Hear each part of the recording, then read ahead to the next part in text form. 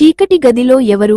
వెనకటినాటి ఒక పల్లెటూరిలో గోవర్ధన్ అనే వ్యక్తి తన పెద్ద ఇంటిని విడిచిపెట్టి పట్టణానికి వెళ్ళిపోయాడు.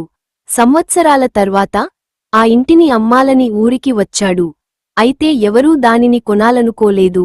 ఆ ఇంట్లో రాత్రి చీకటి పడితే ఏదో దెయ్యం కదలాడుతుంది అని ఊరువారు భయపడ్డారు.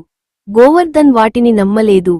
నేను రాత్రంతా ఇంట్లోనే ఉంటా, మీ భయాలు అసత్యమని నిరూపిస్తా అని చెప్పాడు. అక్కడే మొదలైంది భయం.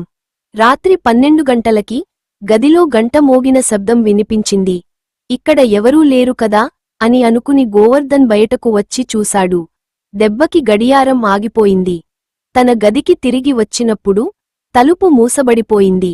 అందులోంచి ఒక తెల్లని నెత్తిన చీర కప్పుకున్న ఆడవారి ఆకృతి కనిపించింది. ఆమె గొంతు చిలిపిగా మూలుగుతోంది. నా ఇంటిని ఎందుకు వదిలిపెట్టావు?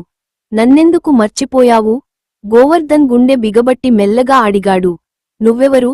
నేను లక్ష్మి, నీ భార్య అని చెబుతూ ఆమె అతనిపై వాలిపోయింది. గోవర్ధన్ కళ్ళు తిరిగి పడిపోయాడు. తెల్లవారేసరికి అతన్ని అక్కడ చనిపోయినట్లు కనిపెట్టారు.